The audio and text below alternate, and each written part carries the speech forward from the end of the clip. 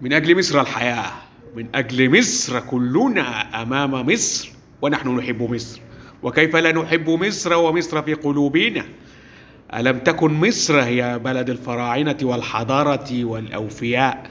ستظل مصر أوفياء لنا ولكم وللجميع، لأن المصريين أحباء لكل الناس عبر التاريخ والحضارة، يتسامحون ويغضبون ويشكرون ويحمدون، فما لنا إلى الله سبحانه وتعالى، والله معنا ويقوينا ويساعدنا ويعاوننا ويبعد عنا الأحزان والأخطار وكل شيء كان وسيكون في شهر شعبان المبارك الخير والبركة.